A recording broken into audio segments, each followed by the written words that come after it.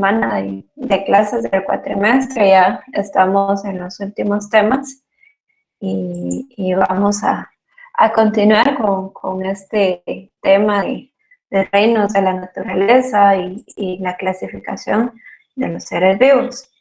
El último día estuvimos hablando acerca de algunas generalidades acerca de la clasificación de los seres vivos. Platicamos sobre que existe un sistema para poder nombrar e identificar a los diferentes seres vivos, que está conformado por 2 palabras, y este sistema es llamado sistema binomial. Hablamos un poco acerca de que estas 2 palabras constituyen el género y el epíteto específico, y que gracias a estas 2 palabras es que se puede nombrar una especie. Entonces llegamos hasta este punto que vemos aquí en la diapositiva, en el cual tratamos de describir, de darle una definición de qué es una especie, y hablábamos que desde el punto de vista de la clasificación, la especie es la unidad básica de identificación, y que desde un punto de vista más biológico, especie es este grupo de seres vivos que poseen semejanza estructural, funcional y de desarrollo, pero sobre todo capaces de producir descendencia fértil.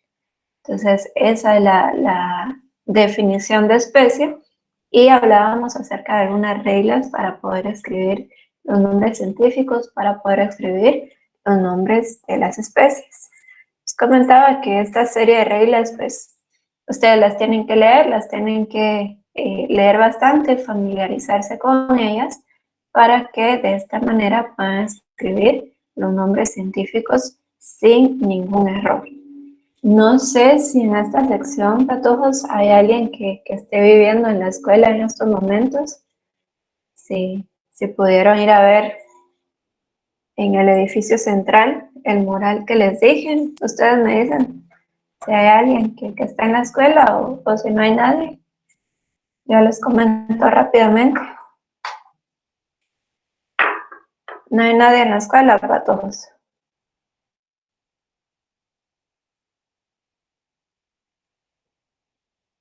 Bueno, yo creo que ese silencio significa que o no hay nadie o no fueron a ver el mural.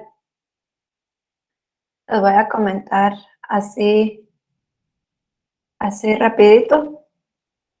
En el caso de los nombres científicos, pues les dije que, como ustedes ven ahí, que hay que latinizar los nombres.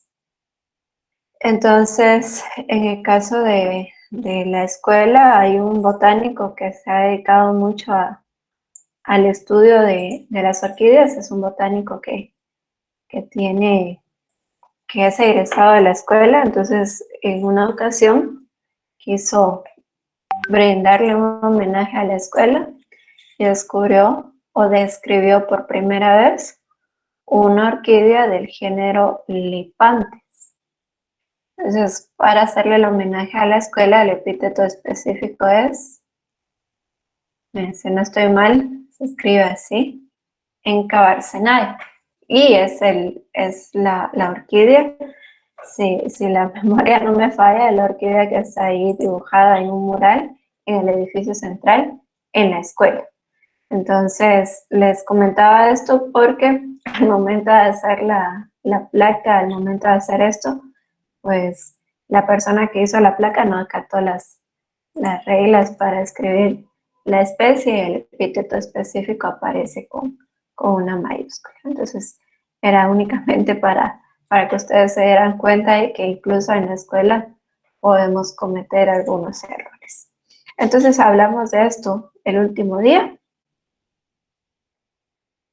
Y hablamos acerca del valor que tiene el nombre científico desde el punto de vista de que es un nombre universal, que nosotros podemos asignarle cualquier nombre común a cualquier ser vivo, y este nombre común va a ir variando de lugar en lugar, de persona en persona, pero el nombre científico, ese nunca cambia, ese nunca varía, y es fijo, es universal en cualquier parte del mundo.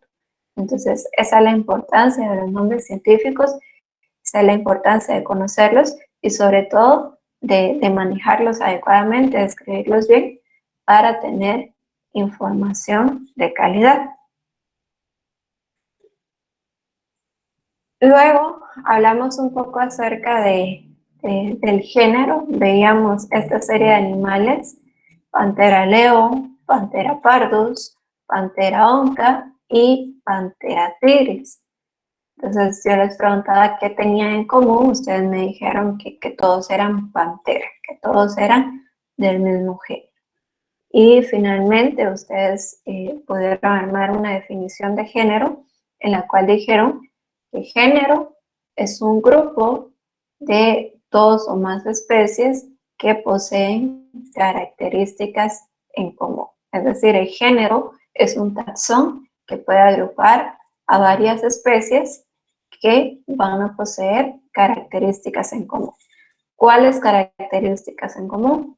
Recuérdense que este sistema de clasificación se basa en la existencia de caracteres homólogos. Entonces, todos estos individuos, a pesar de ser especies diferentes, van a compartir caracteres homólogos en común y por lo tanto los podemos agrupar a todos en un solo taxón, que es el género, y en este caso muy específico, el género Panthera. Entonces, no sé si tengan alguna pregunta para todos, alguna duda acerca de la última clase. Porque hasta aquí nos quedamos. Está bien, Ludwig, no tenga pena. Bueno, si no tienen dudas, entonces para todos, yo al grupo de WhatsApp les envié un documento en PDF. Ese documento solo les voy a indicar ahora a qué se refiere. Lo vamos a estar utilizando un poco más adelante en la clase. Es únicamente para que ustedes lo tengan ahí. Y si pueden descargarlo y pueden tenerlo de manera simultánea mientras estemos dando la clase y cuando pasemos a los temas que están ahí, sería mucho mejor. Igual ya les compartí también ese documento en la carpeta de las presentaciones para que ustedes lo tengan. Bueno, entonces si no tienen dudas, volviendo al tema, vamos a ver lo siguiente. En el sistema de clasificación de los seres vivos existen varios grupos, existen varios taxones que están en función a una jerarquía, que están en función a un nivel de generalidad o a un nivel de especificidad. Entonces, estos grupos que nosotros veamos a continuación son los taxones, son los grupos o categorías en donde nosotros podemos agrupar a los seres vivos en función al número de caracteres homólogos. Veamos, de esto ya hemos hablado de especie, dijimos que es un grupo de individuos que poseen semejanza estructural, semejanza funcional, semejanza de desarrollo y que son capaces de producir descendencia fértil. Esa fue la definición de especie.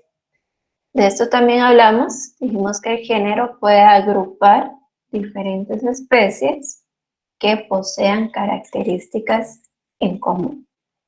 Entonces, especie es específico, género es un poquito más general. Y ahora vean, el orden es el siguiente, o la secuencia es la siguiente. Tenemos primero especie, segundo género y en el tercer nivel está familia. Yo les voy a dar la definición de familia.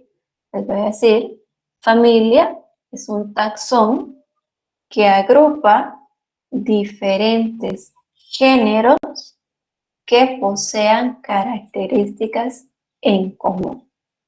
Familia es un taxón que agrupa diferentes géneros que posean características en común.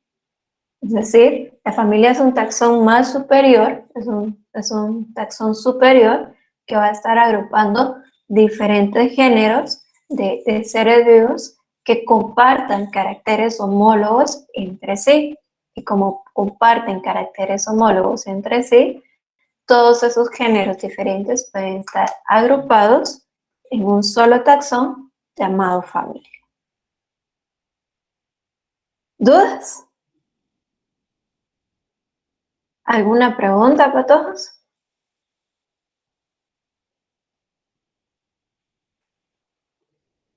¿Seguros que no hay preguntas? Entonces, en el orden, en la secuencia, el siguiente taxón se llama orden. Entonces, patojos, a mí me gustaría que ustedes mismos, alguien de ustedes me dijera cuál es la definición de orden, tomando en cuenta cómo hemos construido la definición de género y cómo hemos construido la definición de familia. ¿Qué piensan ustedes que es un orden? ¿Cómo definirían ustedes orden?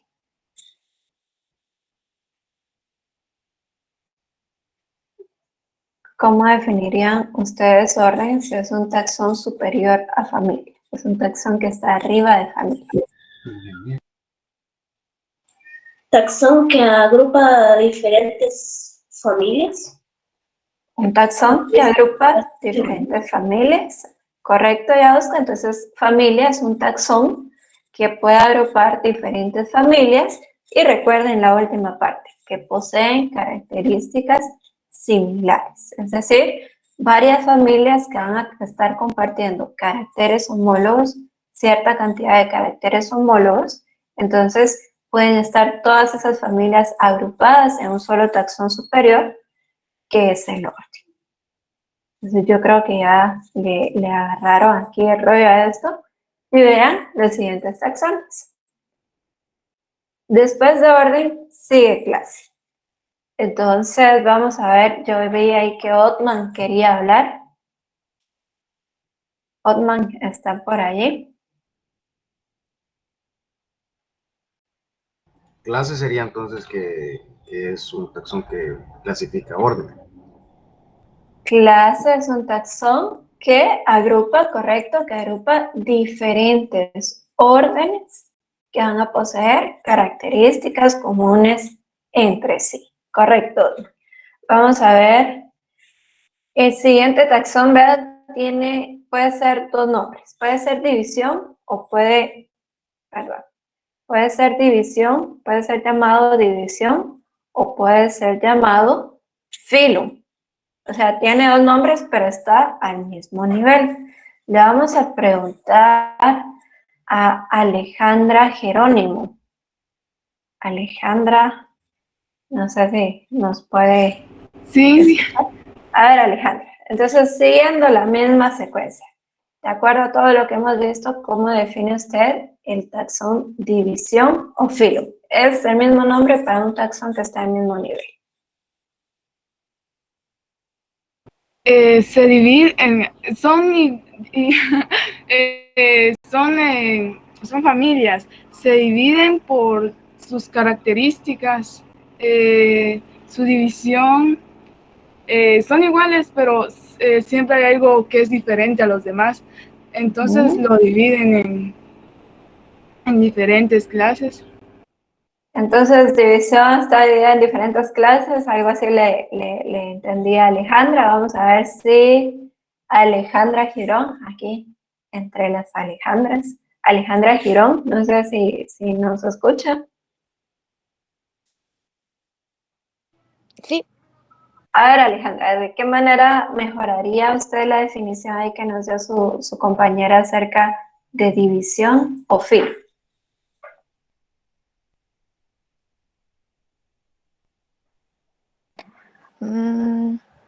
Que la división es un grupo de clases.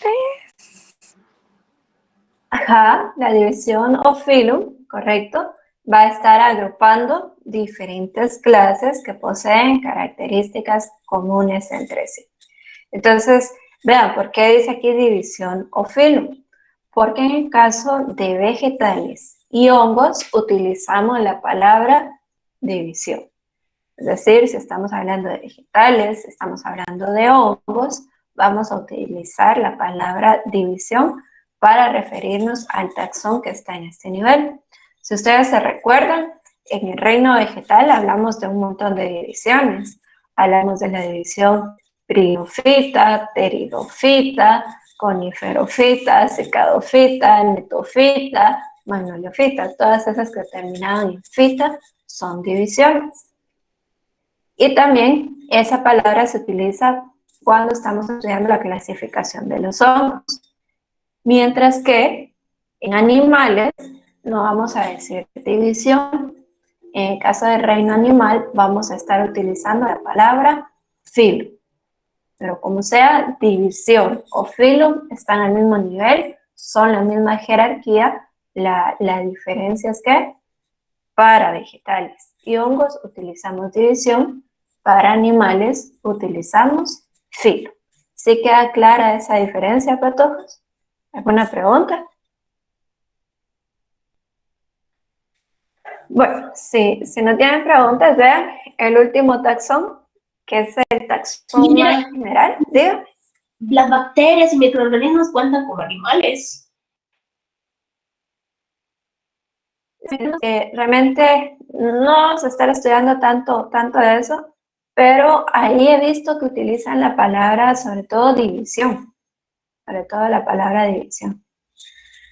Pero lo podríamos revisar bien. Ahorita, ¿por qué les hago esta aclaración? Porque principalmente en el curso vamos a estar estudiando vegetales, animales y posiblemente hongos. Entonces es para que ustedes sepan qué palabra utilizar en vegetales y hongos, división, y en animales, filo. ¿Ya? Bueno, entonces les comentaba que reino es el taxón más general, es el taxón que va a estar agrupando a todos los individuos que compartan características comunes entre sí, y a nivel de reino, pues el número de caracteres homólogos va a ser mucho menor. ¿Qué otra cosa les iba a comentar aquí? Si ustedes se han dado cuenta, a todas estas palabras les he dicho especie es un taxón, género es un taxón, familia es un taxón, orden es un taxón, y así sucesivamente. Entonces, estos son taxones, son un grupo de individuos. Y un taxón es un grupo de individuos que a cualquier nivel posee características comunes. Entonces, especie, mucho más específico, reino es menos específico, reino es más general. Otra cosa, patujos, si a ustedes les gusta leer, sobre todo de los temas que vemos aquí en la clase, en algunas literaturas se van a encontrar con la palabra taxa. Entonces, es un lenguaje sumamente técnico. El plural de taxón es taxa. El plural de taxón es taxa. Entonces, más correcto que decir taxones es decir taxa. Entonces, por si ustedes en algún momento están leyendo y se encuentran con esa palabra, es únicamente para que sepan que es el plural de taxón. Entonces, vean, esta es la clasificación de los seres vivos, estas son las categorías, esta es la jerarquía en la cual se van a ir agrupando los seres vivos. De una vez se los digo, esto ustedes se lo tienen que aprender de memoria, y sobre todo tienen que entender la secuencia, tienen que entender las jerarquías que existen entre saber qué taxón es más general que otro, qué taxón es más específico, qué taxón agrupa más individuos. Sí, eso es lo que ustedes deben de comprender. Entonces, ¿alguna pregunta, patojos? ¿Algo que no haya quedado claro? Porque si no estoy mal, esto que acabamos de ir definiendo, creo que no está escrito en ningún documento que les haya enviado. Y si se dan cuenta, la diapositiva es únicamente de títulos. Entonces, ¿alguna pregunta? ¿Sí les queda claro las definiciones de cada uno de estos taxones, de estos taxa? Entonces, en reino, Westland, reino es el taxón más general, reino es el taxón más general, y si queremos ver una definición como las anteriores, vamos a decir que reino, taxón que agrupa diferentes divisiones o diferentes filos que comparten características comunes entre sí. Eso sería reino. Entonces, patojos, dejando por un lado esto y volviendo al tema de la especie, vamos a encontrar que dentro de la especie existen ciertos grupos de individuos que van a ser muy parecidos, y ese grupo de individuos que es muy parecido se diferencia del resto de individuos de la especie. Entonces vamos a colocar de ejemplo a los perros. Todos los perros pertenecen a la misma especie. Pero, por ejemplo, si pensamos en Chihuahua, nosotros rápidamente nos imaginamos a estos individuos que son pequeñitos, que tienen muchas veces orejas grandes, ojos grandes. Es decir, nos imaginamos las características y sabemos que esos chihuahuas se diferencian del resto de perros. Si pensamos, por ejemplo, siguiendo con el ejemplo de los perros, si pensamos en pastores alemán, entonces sabemos que estos son individuos más grandes, son individuos más corpulentos y que se van a diferenciar del resto de perros. Esto ocurre en la gran mayoría de especies de seres vivos, hablando de animales, hablando de vegetales, de microorganismos, que van a formarse grupos, que van a ser muy similares entre sí, y estos grupos se van a diferenciar del resto de individuos de la misma especie, pero siguen siendo la misma especie. De esos grupos que se forman dentro de una misma especie, de forma general, se les conoce como subespecie. Entonces, en ese ejemplo que yo les mencionaba, un chihuahua, un pastor alemán, de forma general vamos a decir que chihuahua es una subespecie y el pastor alemán es una subespecie, porque se han formado grupos dentro de la especie del perro que se diferencian del resto de individuos. Entonces, esas subespecies van a recibir nombres específicos de acuerdo a los individuos que estemos hablando. En el caso de los microorganismos, las subespecies reciben el nombre de cepa. Es decir, si estamos hablando de hongos, si estamos hablando de bacterias, algunas veces se forman cepas. Dentro de la misma especie de un hongo o de una bacteria, se forman cepas. Ahora ustedes ya saben que eso se refiere a un grupo de individuos que son muy parecidos y se diferencian del resto de individuos de esa especie. Creo que es más fácil comprender este concepto. Raza es utilizado en animales. Entonces, ¿qué son las razas? Son grupos de animales,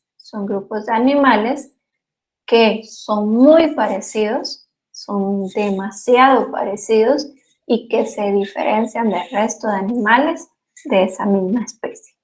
Lo que hablábamos de los perros nosotros estamos muy familiarizados en que existen razas, entonces son grupos de animales que en el caso de los perros, por domesticación se han llegado a parecer tanto que se diferencian del resto de los otros perros. Y las subespecies, en el caso de los vegetales, reciben el nombre de variedad. Entonces, aquí podemos hablar de, por ejemplo, hay un grupo de vegetales que pertenecen a la misma especie. Les voy a mencionar el brócoli, la col de Bruselas, también tenemos ahí la coliflor, y todas son la misma especie, Brassica oleracea. Pero vamos a encontrar el repollo también está ahí, Brassica oleracea, variedad capitata, que es el repollo. Brassica oleracea, variedad y otro nombre porque es otra planta. Entonces, en las plantas, en los vegetales, a esos grupos que son muy parecidos entre los vegetales de una misma especie, les llamamos variedades, ¿sí? Entonces le repito, cepa para microorganismos, raza para animales y variedad para vegetales. En estos, vean, en estos dos últimos, raza y variedad, juega mucho el papel de la domesticación. Ahí influye mucho el papel del humano para la creación de nuevas razas, para la creación de nuevas variedades. ¿Alguna pregunta? Ingeniera, y en caso de los humanos, por ejemplo, que nos pareciera que por sentido ético le han cambiado de raza a etnia, pero sigue estando correcto. A ver, ya, usted lo dijo exactamente correcto. En humanos no es ético estar hablando de razas, no es ético estar hablando de la raza blanca, la raza negra, la raza, etcétera, etcétera, porque si ustedes se dan cuenta hay una palabra que es el racismo. ¿De dónde viene eso de racismo? Específicamente estar dividiendo a los humanos en razas. Entonces es un sentido ahí ético y social que no es correcto estar hablando de razas en humanos. Si lo quisiéramos ver desamoradamente, si lo quisiéramos ver desde un punto de vista puramente biológico, no veríamos nosotros que no hay ningún problema porque los humanos pertenecemos al reino animal. Entonces, pero una vez les aconsejo a todos no estar mencionando razas porque suena mal, suena incorrecto. Entonces, en humano lo que se hace es hablar de grupos étnicos, ya es un sentido más que todo ahí social y antropológico, dependiendo de la identidad de cada cultura. Entonces, en humanos no se habla de razas a pesar de que pertenecemos al mismo reino animal. Entonces, pero definitivamente en humanos vemos que existen grupos de personas que son muy parecidos entre ellas y se diferencian del resto de las demás personas. Es bastante evidente, por ejemplo, en Guatemala pasa mucho que hay ciertas regiones del país en donde la gente es muy parecida entre sí y se diferencia del resto de las personas del país. Entonces, si pasa en un territorio tan pequeño como Guatemala, definitivamente va a pasar a nivel de toda la humanidad. En conclusión, no se utiliza la palabra razas en personas, por lo que ya les digo que no es ético, sino que más bien se habla de grupos étnicos, pero eso ya no es biología.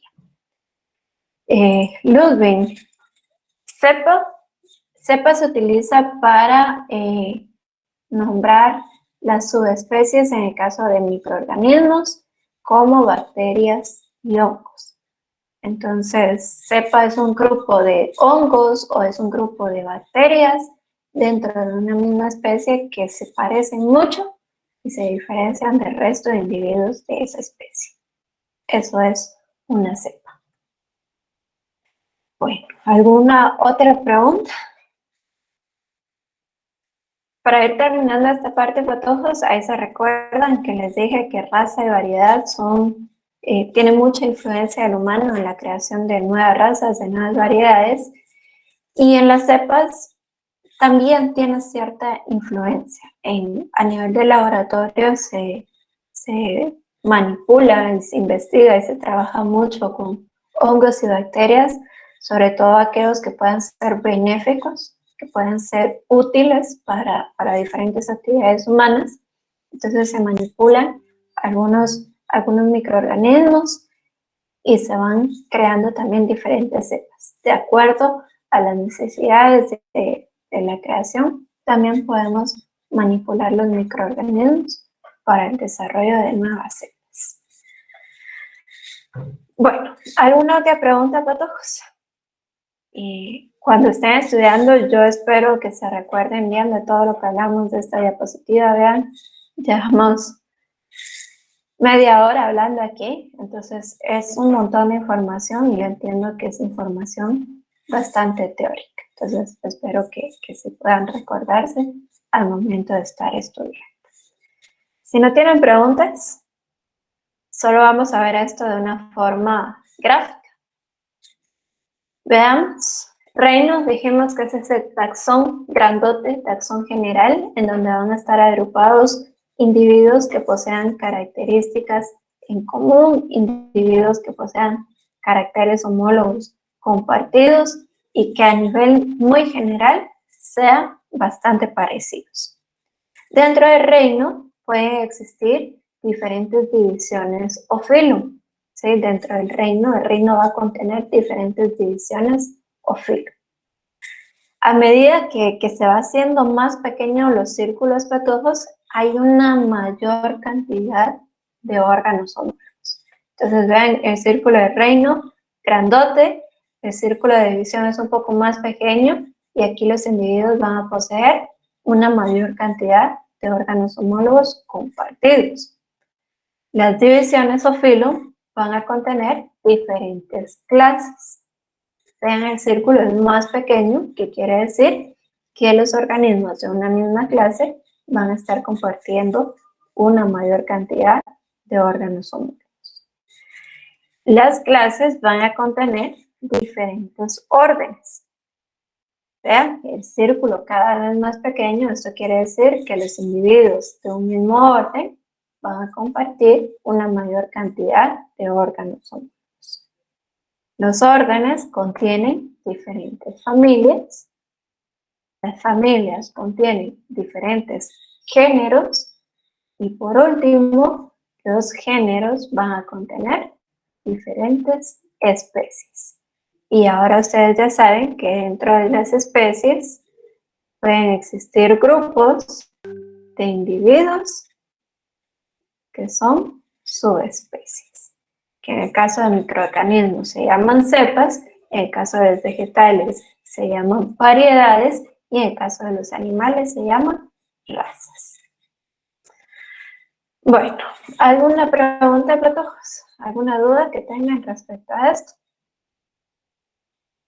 Ahí se recuerdan, esta jerarquía, esta secuencia de taxones, ustedes se la deben aprender.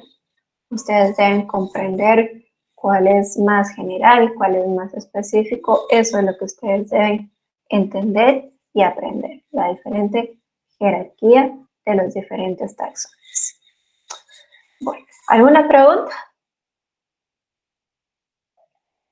Si no tienen preguntas, vamos a pasar a otro tema, siempre relacionado con esto, pero es un tema en donde ya vamos a ahondar de acuerdo a los diferentes seres vivos.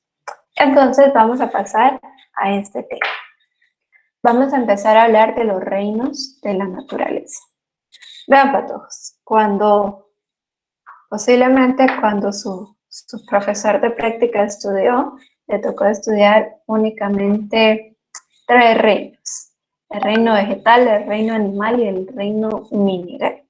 De una vez les adelanto que ya para ustedes, donde el estudio ha avanzado mucho más, les va a tocar estudiar 6 reinos. ¿Sí? Les va a tocar estudiar 6 reinos. Debido a que el estudio de los seres vivos ha sido dinámico, constantemente ha ido cambiando, y ustedes se van a dar cuenta que posiblemente a sus hijos ya no les toca estudiar 6 reinos, sino que quizás sean 10, y así a sus nietos quizás les toque estudiar 15 reinos, porque el avance del estudio de los seres vivos es dinámico, y entonces constantemente se están encontrando diferencias, se están encontrando cierta información que permite agrupar a los seres vivos de forma más eficiente. Entonces les digo, en un principio, cuando ya se empezó a hablar de un sistema de clasificación formal para los seres vivos, todos los científicos estaban divididos en estos 2 reinos. o todos los seres vivos que existían eran vegetales o eran animales, no había más. Entonces, ¿cuáles eran las características que tomaba en cuenta para dividir en estos dos reinos? Por ejemplo, si era verde y no se movía, era del reino vegetal. Si era verde, es decir, que posee, que son organismos autótrofos y sin locomoción, todo eso formaba parte del reino vegetal. Mientras que, si no era verde y se movía, todo eso era del reino animal. Entonces, características, vean, del reino animal, organismos heterótrofos con locomoción. Eran animales, y en el caso de los vegetales, organismos autótrofos sin locomoción. Todo estaba dividido entre vegetales o animales. Es verde y no se mueve, vegetales. No es verde y sí se mueve, son animales. Durante mucho tiempo, esto se mantuvo en paz. Durante mucho tiempo esto fue cierto y no hubo ningún problema. Todos los nuevos seres vivos que se descubrían o eran vegetales o eran animales y no habían dudas, no había problemas. Pero en determinado momento apareció un aparato llamado microscopio y gracias a ese microscopio fueron capaces de observar lo siguiente. Un organismo microscópico que tenía las siguientes características. Este organismo poseía cloroplastos. Entonces, si posee cloroplastos, ustedes rápidamente pueden asociarlo con el color verde, ¿verdad? Entonces, si es color verde, de acuerdo a esas características, debería de ser vegetal. Pero este organismo también poseía flagelos. Si posee flagelos, es capaz de desplazarse, tendría locomoción. Y si tiene locomoción, debería de pertenecer a este reino. Entonces, ¿qué pasó allí? Le vamos a poner nombre a este organismo, que es llamado Euglena. Todos los botánicos, es decir, los estudiosos de los vegetales, querían a Euglena en el reino vegetal.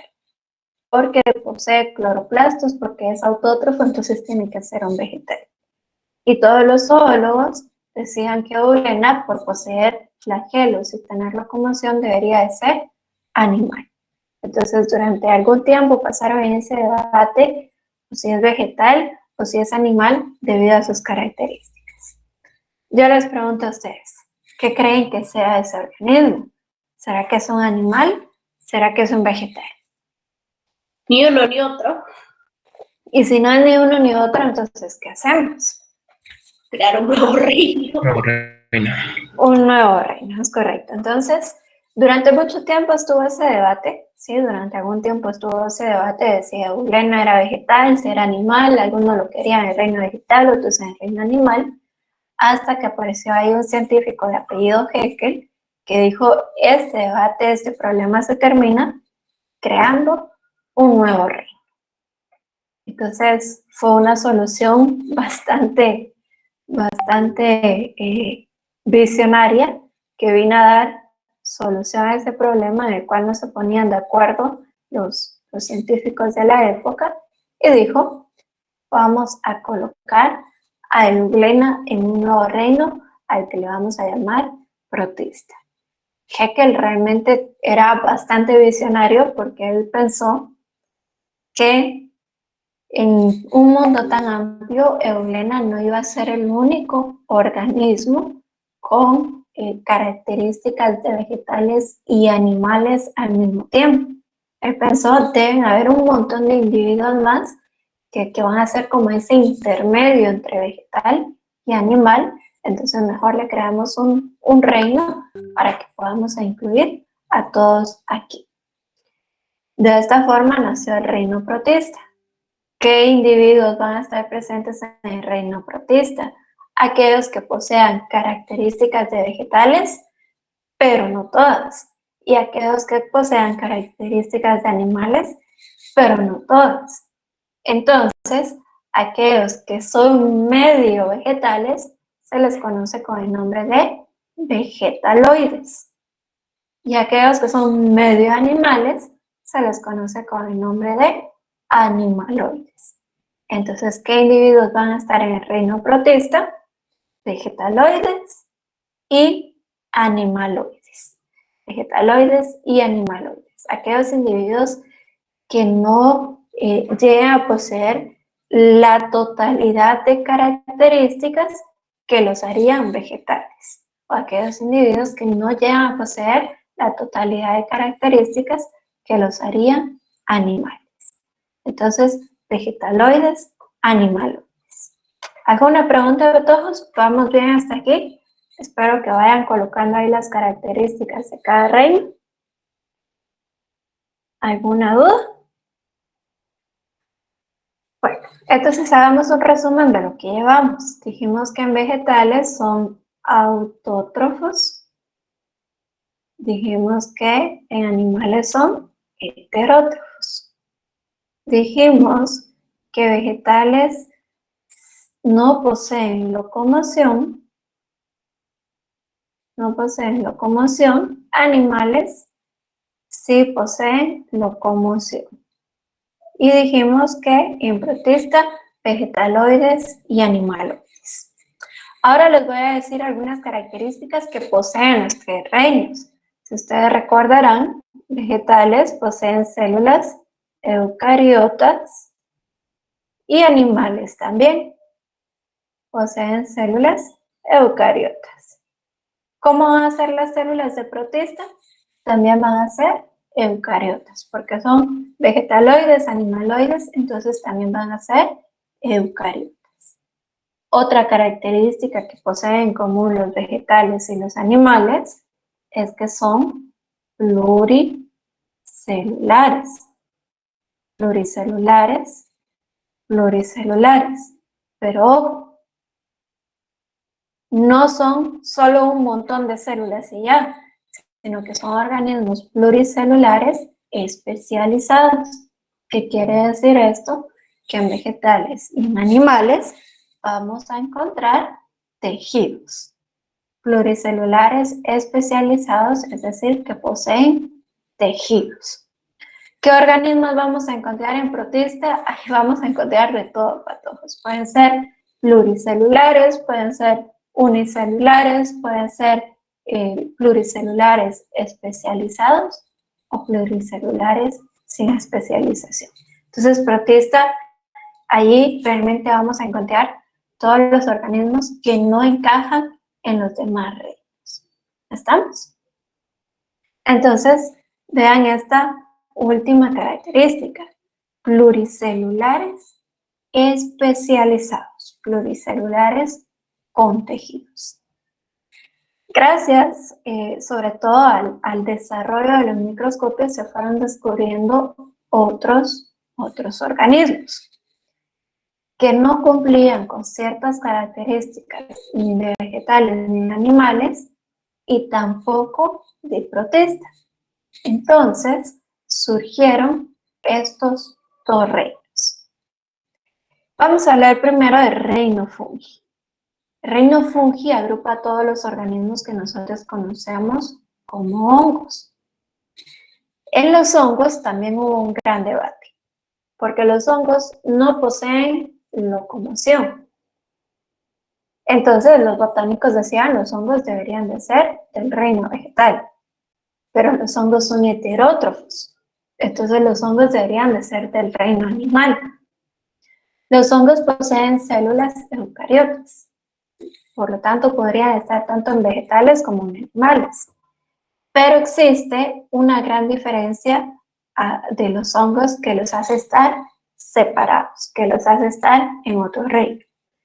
Y es que en los hongos existen organismos pluricelulares y también podemos encontrar unicelulares. Pero aquellos que son pluricelulares no poseen especialización. ¿Qué quiere decir esto? Que en los hongos no vamos a encontrar tejidos. Los hongos sí son un conjunto ahí de células, son un montón de células, pero no están especializadas, no están formando tejidos. Por ello se dice que los hongos forman cuerpos filamentosos. Los hongos forman cuerpos filamentosos. Los hongos pluricelulares forman cuerpos filamentosos. ¿Y qué es un filamento? Un filamento es como un hilo. Entonces un hongo pluricelular va a estar conformado como de hilos y por eso se llaman cuerpos filamentosos. Y solo para que ustedes lo sepan, a estos hilos, a estos filamentos que conforman a los hongos, les llamamos hifas. Y el conjunto de hifas que forman a los hongos se llaman micelios. ¿Sí? Entonces, esa es una de las características que hacen que los hongos estén separados en otro reino, a pesar de que son eucariotas, a pesar de que son pluricelulares, no van a formar tejidos. Y existe una característica más que definitivamente los hace estar fuera de cualquier otro reino. Y es que la mayoría del tiempo los hongos van a poseer un número haploide. Solo en momentos muy específicos los hongos van a ser diploides, pero la gran mayor la mayor parte de su vida la pasan con una condición haploide. Y si regresamos a ver a los reinos anteriores, en animales, los animales, la mayor parte de su vida, diploides. Vegetales, la mayor parte de su vida, diploides. Entonces, estas son las dos características principales por las cuales los hongos forman un reino aparte. A pesar de que son pluricelulares, no poseen especialización, no poseen tejidos y que pasan la mayor parte de su vida en forma haploide. ¿Alguna pregunta? ¿Alguna duda, patojos? Ingeniera, ¿cómo es que se vuelven diploides y la mayor parte del tiempo son haploides? ¿O qué características deben de tener para que se vuelvan diploides? Está bien. Entonces, les dije que la mayor parte de su vida pasan en una forma haploide y son momentos bien específicos en donde van a ser diploides. Ese momento específico en el cual van a ser diploides es durante la fecundación. Cuando existe una reproducción sexual en los hongos, tiene que haber fecundación, es decir, una célula se va a unir con otra y solo en ese momentito de la fecundación es que van a ser diploides. De ahí esas células van a dar lugar a nuevas células haploides, y por eso se dice que la mayor parte de su vida son haploides. O sea que es al revés que a los vegetales y los animales, que en el momento de la fecundación son haploides. Pues recuerden una cosa, en vegetales y en animales la fecundación se da por dos células haploides, entonces cuando se da la fecundación también son diploides. ¿Sí? La fecundación, digamos que va a ser igual en vegetales, animales y hongos. ¿Qué es la fecundación? La unión de dos células haploides, ¿verdad? La fecundación es la unión de dos células haploides. En el caso de animales y vegetales les llamamos gametos, pero recuérdense, los gametos son haploides. Se da la fecundación, es decir, la unión de dos gametos, y en ese momento se vuelve diploide. Algo similar pasa con los hongos. Todas sus células son haploides, llega un momento de fecundación, entonces, ¿qué es? Unión de dos células haploides, y en ese momento se vuelven diploides. Pero posteriormente, por sus hábitos de crecimiento, por su desarrollo evolutivo, a los hongos les funciona más el hecho de estar en un estado haploide la mayor parte del tiempo. ¿Alguna otra pregunta? Bueno, entonces les dije que los hongos los querían los botánicos por el hecho de no poseer locomoción. y de forma general los hongos no poseen locomoción. Sin embargo, hay algunos organismos que tienen todas las características de hongos, que son heterótrofos, que son pluricelulares en especialización, que pasan la mayor parte del tiempo de su vida en forma haploide, que están hechos de hifas, que se forman micelios, pero sucede que estos individuos van a poseer células con flagelos. ¿Y qué pasa si hay presencia de flagelos? Eso quiere decir que hay locomoción. Y nuevamente, si un organismo no encaja completamente con las características de un reino, ¿a dónde lo mandamos? Le creamos otro reino. Le creamos otro reino, pero como ya lo habían creado, todos aquellos organismos que no encajen en la descripción completa de un reino, simplemente son enviados a protista. Entonces yo les dije, en protista tenemos animaloides, tenemos vegetaloides, pero ahora también vamos a tener fungoides. Fungoides son aquellos organismos que son medio hongos, ¿sí? Que tienen un montón de características de los hongos, pero no todas. Entonces en protista, vegetaloides, animaloides y fungoides. Por esa razón, patojos, en protista vamos a encontrar unicelulares, pluricelulares, con locomoción, sin locomoción, autótrofos, heterótrofos. En protista vamos a encontrar de todo, porque son todos aquellos individuos que no reúnen las características completas de vegetales o de animales o de hongos. Por lo tanto, ahí hay vegetaloides, animaloides y fungoides. ¿Estamos? ¿Alguna pregunta? Y solo aquí les quiero hacer la aclaración. Ahí se recuerdan que en los hongos también hay unicelulares. En los hongos también hay unicelulares, no todos son pluricelulares, sino que también existen algunos que son unicelulares. Bueno, entonces ya hablamos de estos 4 reinos y nos hace falta hablar aquí del reino procariotas. Y les voy a decir cómo surgió este reino.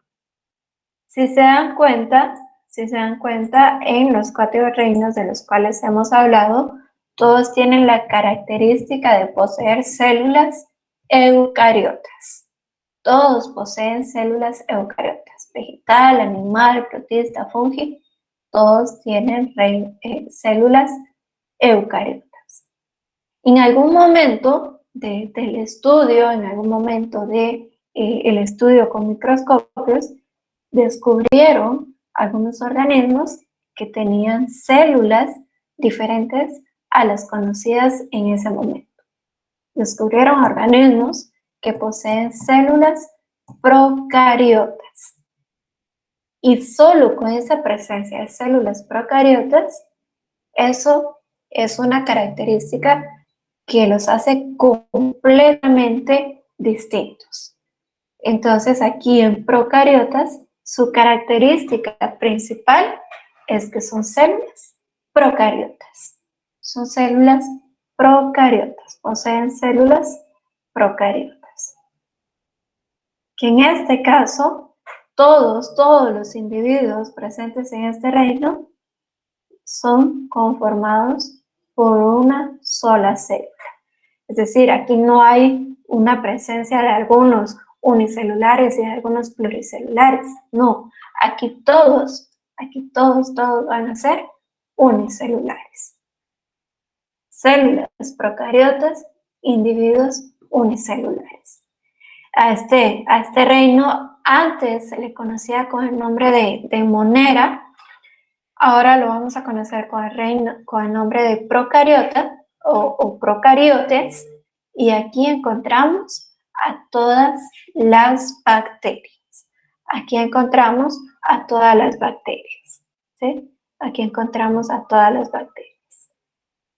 Bacterias, también están presentes cianobacterias, cianobacterias que normalmente habitan en cuerpos de agua, como los océanos, pero que poseen esas características de ser procariotas y unicelulares. Y si les soy muy honesta, al momento en que a mí me tocó estudiar biología en la escuela, yo vi únicamente estos 5 reinos. Pero en la actualidad existe un 6º reino. Se ha visto que dentro de las bacterias existen 2 grupos bien diferenciados. A un grupo que le llaman como bacterias antiguas, que son las bacterias más primitivas que existen y que están agrupadas en el reino Archaea. En el reino Archaea son las bacterias más primitivas, ¿sí? Son las bacterias más primitivas que se encuentran en el reino Archaea. Entonces, por lo regular, estas bacterias bastante primitivas van a ser aquellas que pueden sobrevivir en condiciones extremas, condiciones de alta salinidad, altas temperaturas, y por ello son bacterias más primitivas. E incluso existe otro grupo llamado eubacterias, que son las bacterias más recientes. Pero lo vamos a dejar a este nivel, patojos, para que ustedes vean que este estudio sigue avanzando, que la evolución del estudio de los seres vivos sigue avanzando, y en la actualidad a ustedes les toca estudiar estos 6 reinos. A ustedes les toca estudiar estos 6 reinos. Entonces, no sé si tengan alguna pregunta. Ingeniera, y individuos como los virus, por ejemplo, que no lo consideran vivos, ¿a qué reino pertenecen? Entonces, vean, esto es bien interesante. Los virus ni siquiera tienen un reino. Por lo mismo de ese debate que aún está presente en que no son seres vivos, debido a que no reúnen todas las características de un ser vivo. Entonces no se considera un individuo, no se considera un ser vivo, por lo tanto no va a poseer un reino. Y por eso también les digo, este estudio es bastante dinámico y puede ser posible que en algunos años se decidan o se defina o se encuentre que realmente un virus sí es un ser vivo.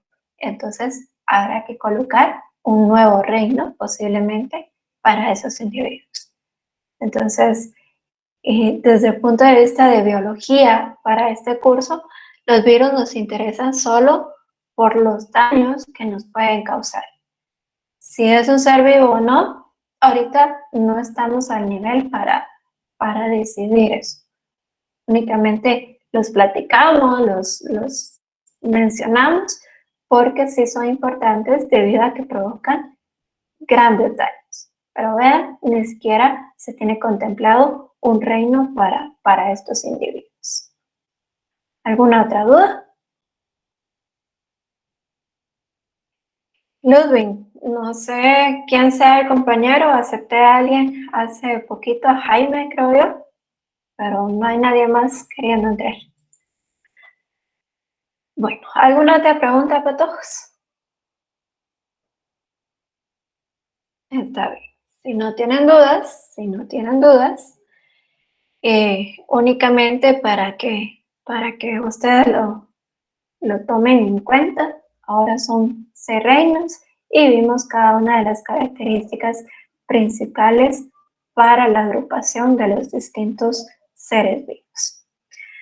Bueno, si no tienen dudas, solo como recordatorio de algo que ya habíamos hablado, patojos, ¿se recuerdan de estos términos de la evolución convergente y la evolución divergente? Lo hablamos en las primeras unidades del curso, y como un recordatorio les digo lo siguiente. La evolución divergente es este proceso por medio del cual se van a ir formando nuevas especies. Desde un antepasado en común se van a ir creando nuevas especies. Debido a que se adaptan, debido a que se van a ir adaptando a los diferentes ambientes. Entonces, esas diferencias en los medios ambientes da como lugar nuevas especies. Y eso es evolución divergente. Desde un mismo antepasado, desde un mismo punto en común, se han creado nuevas especies. Mientras que la evolución convergente es aquella en la cual dos especies que no poseen el mismo desarrollo evolutivo, son muy parecidas debido a que habitan en ambientes parecidos. Evolución convergente es aquella en la cual especies que no poseen el mismo desarrollo evolutivo habitan en los mismos ambientes y por ello se parecen. Si vemos aquí, tenemos ballena, hombre y murciélago, 3 animales mamíferos. Sin embargo, si vemos bien, el murciélago no es tan parecido ni al hombre ni a la ballena. El murciélago va a ser más parecido con un cóndor, va a ser más parecido con un quetzal, va a ser más parecido con una gallina. A pesar de que no poseen el mismo desarrollo evolutivo, murciélago y aves son muy parecidos debido a que van a estar compartiendo ambientes similares. Entonces, eso es evolución convergente. ¿Por qué les colocamos este esquema aquí? Porque recuerden, la clasificación de los seres vivos se basa en la existencia de órganos homólogos. Estos órganos homólogos se mantienen por evolución divergente. Y antiguamente los sistemas de clasificación se basaban en la existencia de órganos análogos. Órganos análogos que aparecen debido a la evolución convergente. Las alas del murciélago con las alas del cóndor son órganos análogos. No poseen el mismo desarrollo evolutivo, pero sirven para lo mismo. Estos órganos análogos presentes en el murciélago, el cóndor, quetzal y gallina son producto de una evolución convergente. Entonces, los sistemas de clasificación de antes se basaban en esto y el sistema de clasificación actual se basa en la evolución divergente, que es la existencia de órganos homólogos. Bueno, ¿alguna pregunta para todos?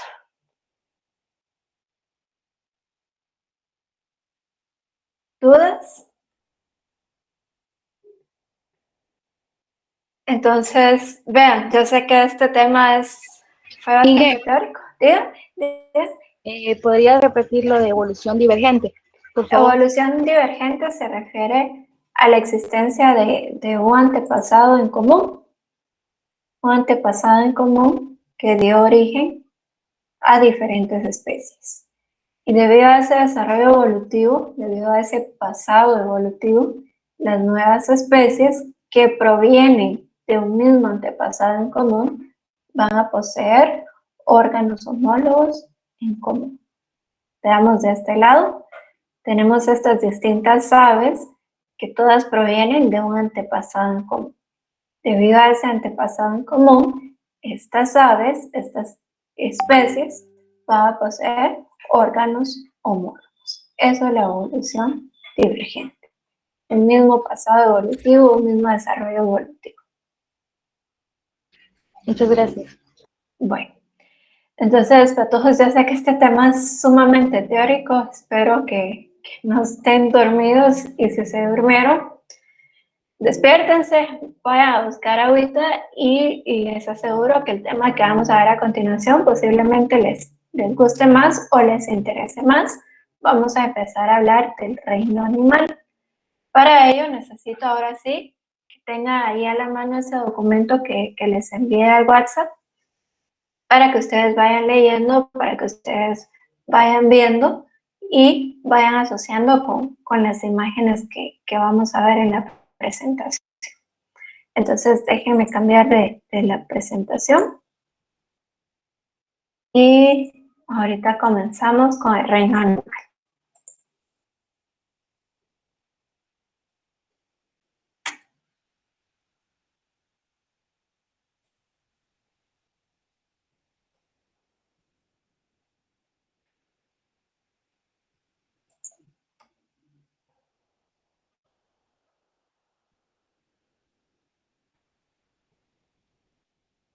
No sé si ya está Jaime.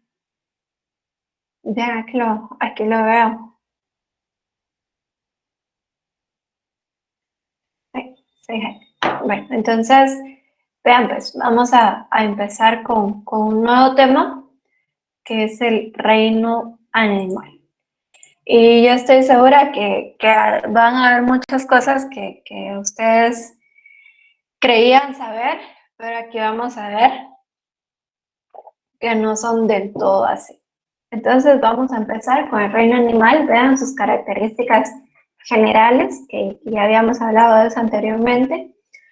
Son organismos que poseen células eucariotas, son pluricelulares y poseen especialización. Eso quiere decir que forman tejidos. Entonces, patojos, esto es bien importante, vean.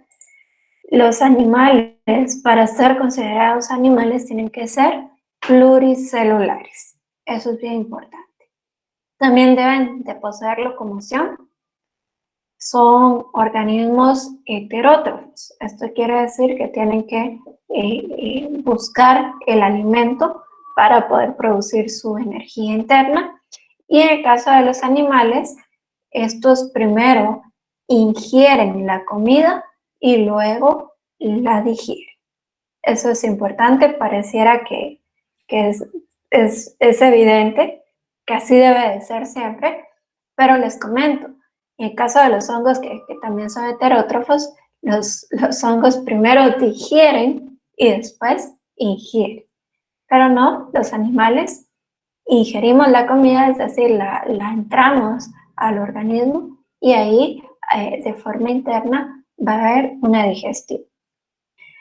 Entre los animales podemos encontrar animales que se reproducen de forma sexual y también pueden haber algunos que se reproducen de forma asexual.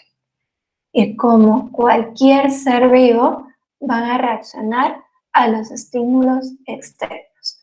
Sin embargo, la reacción ante estos estímulos en animales es mucho más evidente.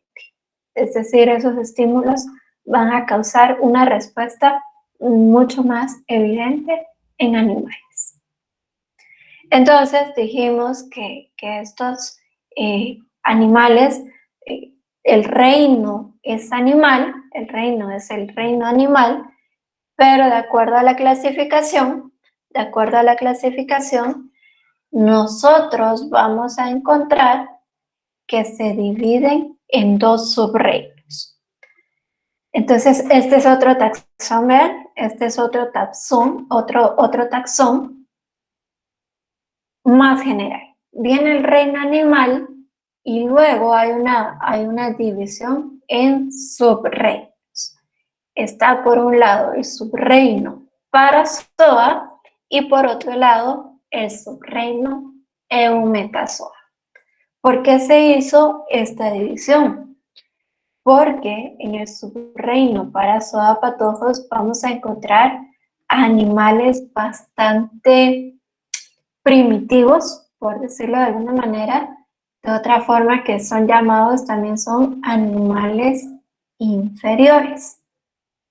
En el subreino Parazoa vamos a encontrar animales inferiores, animales que aparentemente no son animales, pero que se cumplen con las características del reino animal.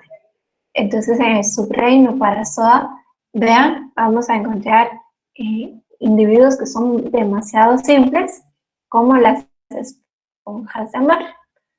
Ahí vamos a encontrar a las esponjas y que son organismos bastante sencillos.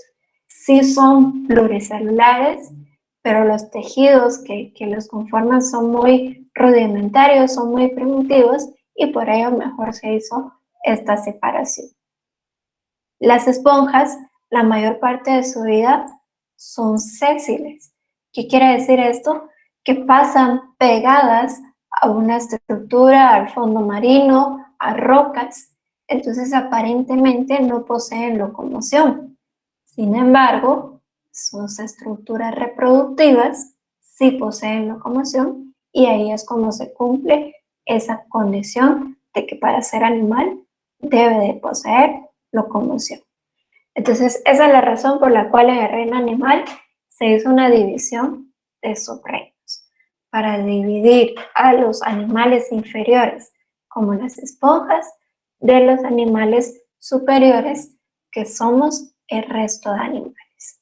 Entonces, aquí únicamente vamos a ir diciendo características bien generales, las más importantes para todos. Subreino Parazoa, esponjas, la mayor parte del tiempo la pasan sésiles, es decir, sin locomoción, pero sus espermatozoides, sus estructuras reproductivas poseen flagelos, por lo tanto, ahí se cumple esa característica de locomoción. ¿Sí? ¿Alguna pregunta? ¿Conocían las esponjas de mar? ¿O solo Bob Esponja? Entonces, estas estructuras, estos animales, conforman al subreino Parazoa. Obviamente para todos hay órdenes, hay familias, hay géneros, pero aquí lo vamos a ver de forma muy general. ¿Sí? Bueno, entonces pasemos a lo siguiente. Si ustedes se dan cuenta ahí en su hoja que les envié, les envié, las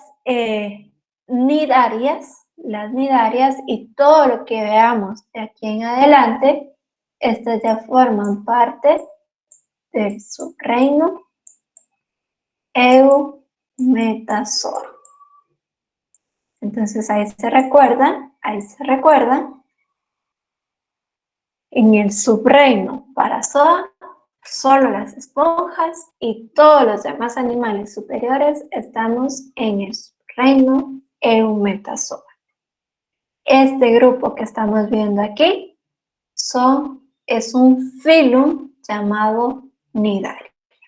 ¿A qué organismos podemos encontrar aquí?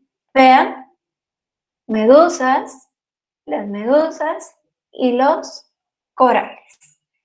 ¿Qué características podemos mencionar de los organismos del filum Nidaria? La característica principal es que son animales acuáticos, son animales que vamos a encontrar principalmente en los océanos.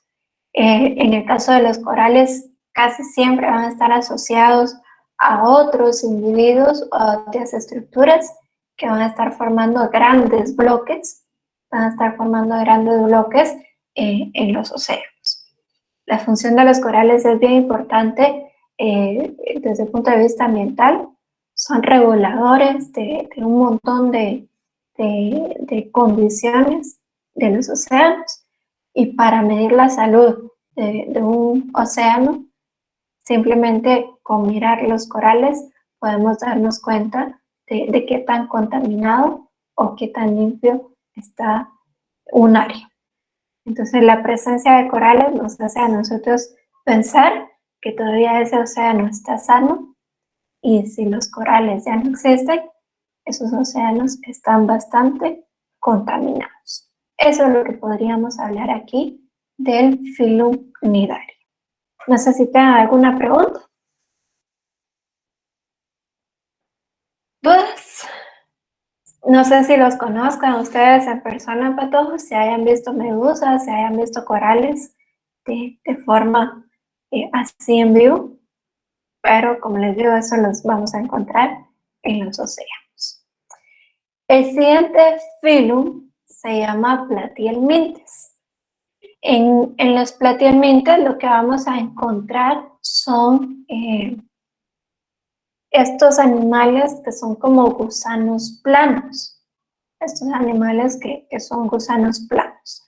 Entonces aquí viene el nombre, esto de platy, más o menos nos hace la referencia a una estructura plana. Si ustedes se dan cuenta, aquí en los Platyhelminthes encontramos algo muy parecido a una cabeza. Si ustedes se dieron cuenta, en los anteriores no podíamos distinguir claramente una cabeza. Entonces se dice que en los Platyhelminthes existe un proceso de cefalización, un proceso de cefalización.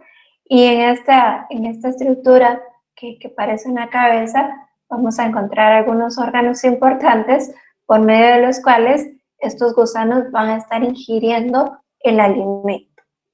Importancia del Phylum Platyhelminthes es que aquí encontramos parásitos intestinales.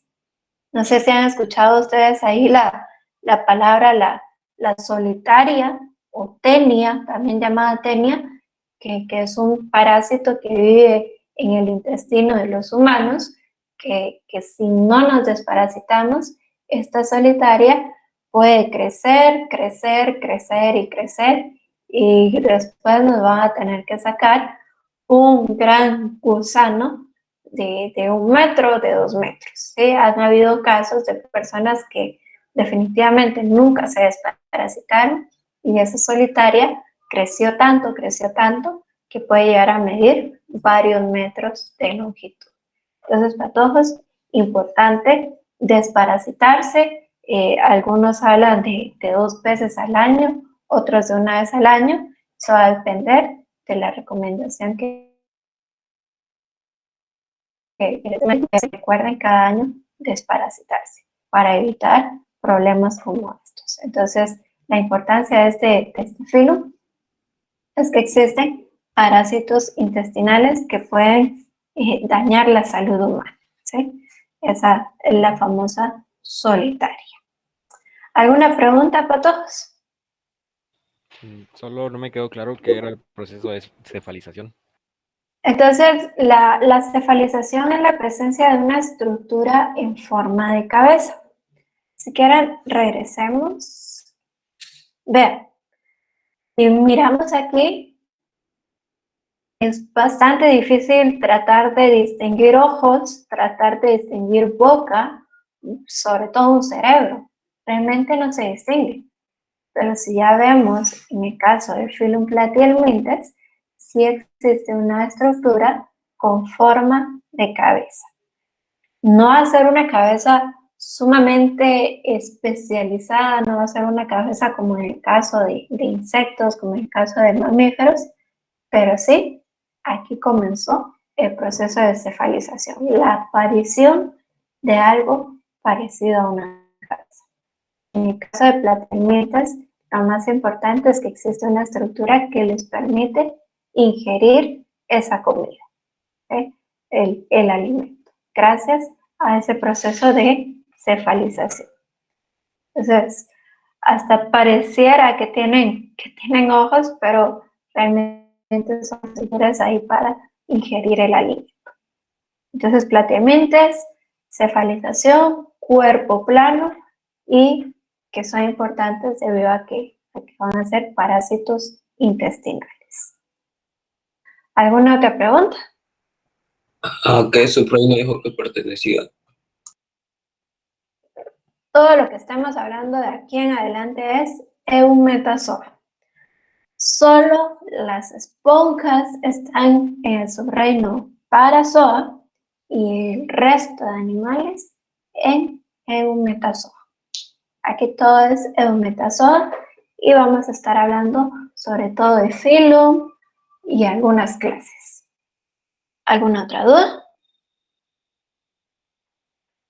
Bueno, pasamos al siguiente Phylum, que es el Phylum Nematoda. Este Phylum lo vemos por su especial importancia que tiene en la producción agrícola. Los individuos que pertenecen al Phylum Nematoda, nosotros los vamos a llamar nemátodos.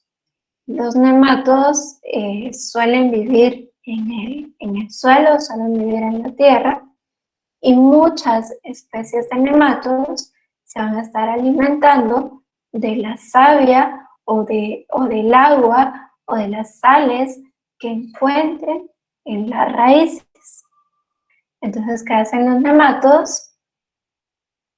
Van a introducir una estructura que tienen en la parte de la cabeza, que es como una aguja. Y esa aguja la introducen en las raíces y comienzan a succionar. Entonces, debido a esa succión que hacen los nematodos de las raíces de los vegetales, van a provocar unas lesiones. Estas lesiones que son como en forma de tumores, ¿vean? A estas lesiones les vamos a llamar agallas. Entonces, los nematodos van a estar afectando a las raíces de los vegetales, provocándoles agallas. Los nematodos van a estar sacando toda esa agua y todas esas sales minerales que van en las raíces. Y el vegetal, al no poseer agua, al no poseer las sales minerales, el vegetal no va a poder completar el proceso de fotosíntesis. Entonces, un ataque de nematodos puede ser fatal para los cultivos agrícolas. Y vean, su control, cuando ya están atacando, el control de los nematodos es bien difícil, porque atacan a nivel de suelo. ¿Qué tendríamos que hacer? Desenterrar esas raíces, quitar las plantas para poder eliminar a los nematodos. Entonces, el control en los nematodos es sobre todo preventivo. Es decir, preparar el suelo, desinfectar los sustratos para evitar la presencia de nematodos. Antes de establecer nuestro cultivo, antes de establecer nuestras plantaciones, deberíamos asegurarnos de que no existen nematodos, porque una vez ya establecidos los cultivos y se da ese ataque, es muy difícil poder controlarlo. Entonces, es una plaga bien importante en la agricultura. La presencia de nematodos puede llegar a hacer que toda una producción completa se pierda, ¿sí? Debido a que van a estar atrofiando el proceso de fotosíntesis en los vegetales. Entonces vamos a ver estas lesiones en forma de tumores, llamadas agallas o llamadas quistes, que son provocadas por las heridas que va a provocar este nemato. ¿Alguna pregunta? Si ustedes revisan su hoja, dice que también existen nematodos que tienen la capacidad de parasitar no solo vegetales, sino que también existen nematodos que son parásitos de animales. Entonces, así tienen esa importancia debido al daño que provocan.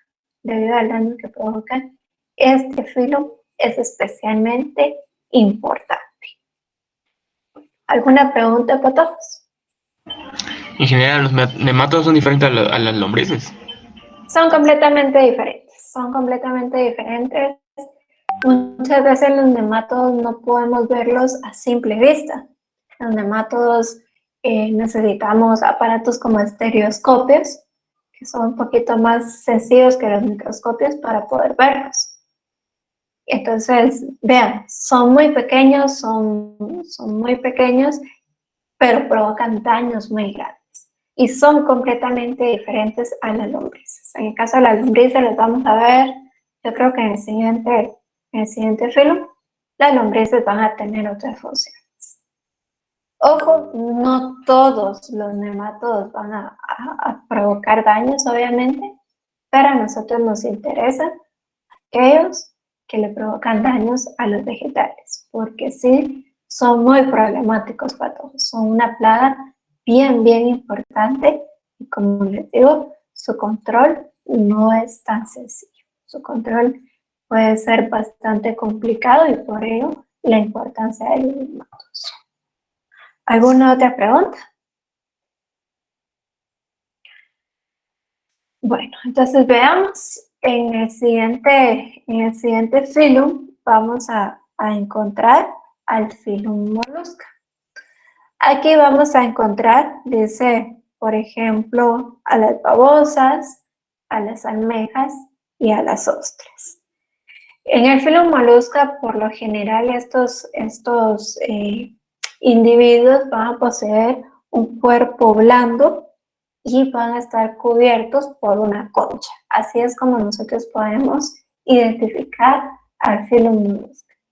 Normalmente las babosas van a crecer aquí una concha, que es cuando las vemos así, que es que les llamamos caracoles, ¿verdad? Entonces aquí es donde encontramos a estos individuos. Solo déjenme ver qué hay más adelante. Bueno, entonces aquí en el filo molusca podemos encontrar 3 clases. En la primera clase vamos a encontrar a los caracoles o babosas, que es la clase gastrópoda.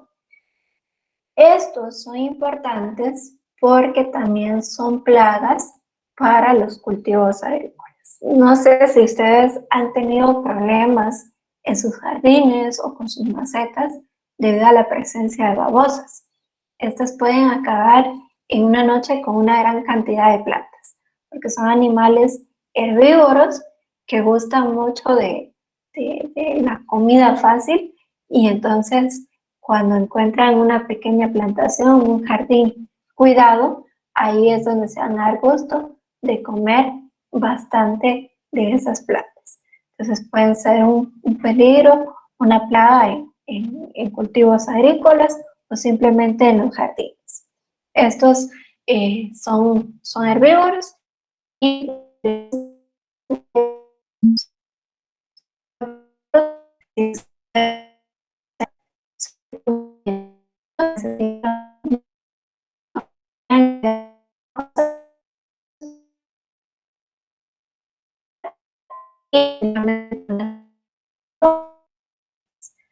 definitivamente se van a estar comiendo esas plantas.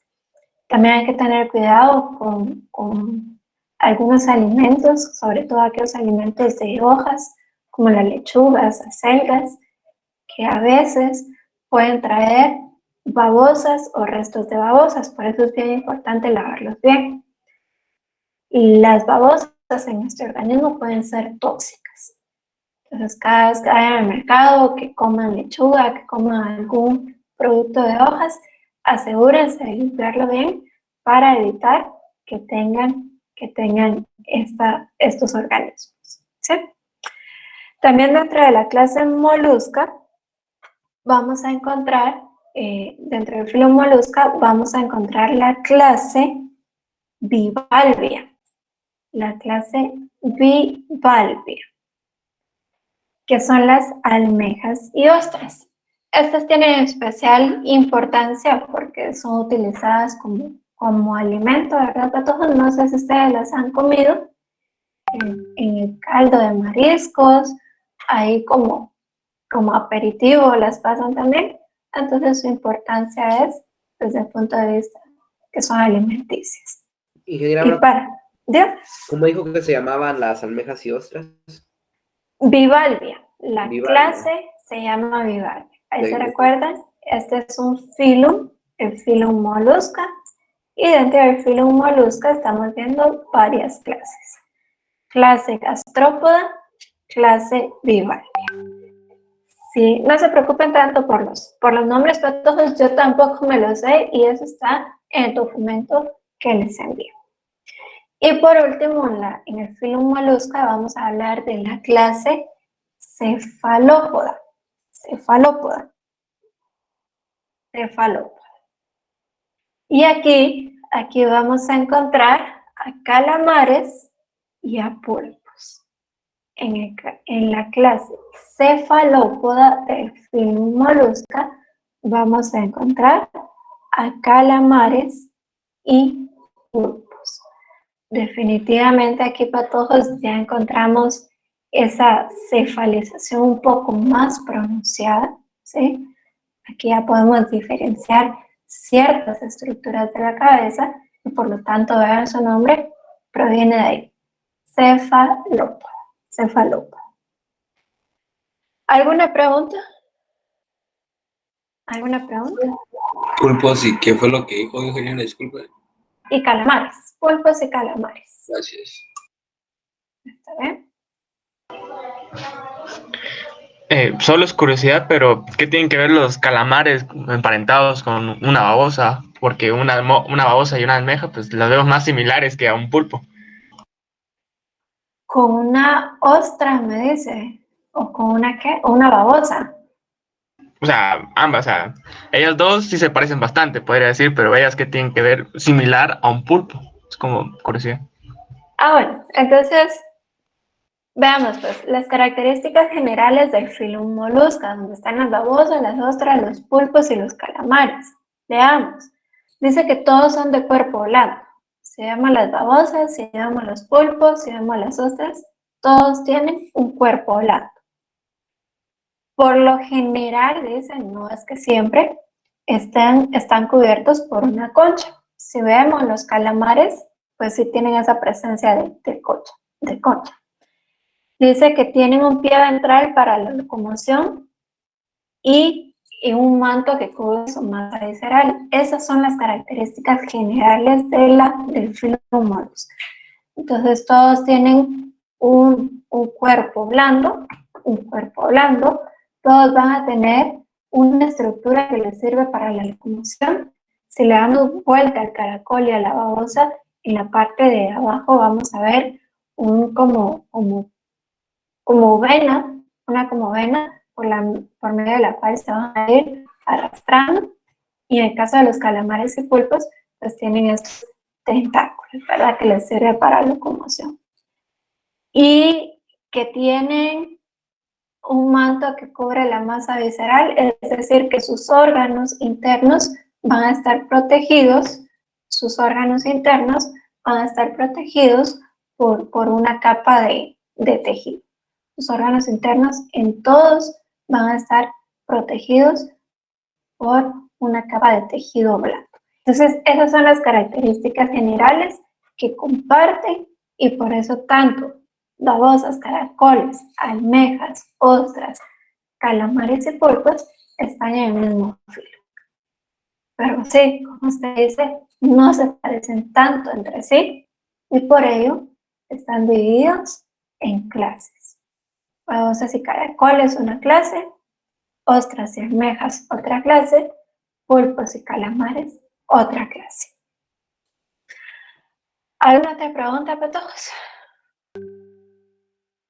Con el perro, dice Teresita, sí, ahí también pueden ir presentes babosas. Eso tienen que tener mucho cuidado. Si se van a comer una babosa, se van a dar cuenta porque van a pasar unos largos momentos en el baño para todos. Pueden ser muy tóxicas. Bueno, ¿alguna otra pregunta? Entonces, si no tienen preguntas, patojos, nos vamos a quedar por acá en el filum molusca y mañana empezamos a hablar del el miércoles empezamos a hablar del filum Annelide, que ahí es donde vamos a encontrar lombrices. Si no tienen dudas, que pasen un feliz día, patojos, y nos vemos el miércoles. ¿Oye? Gracias, ingeniera. Pase feliz día. Feliz día.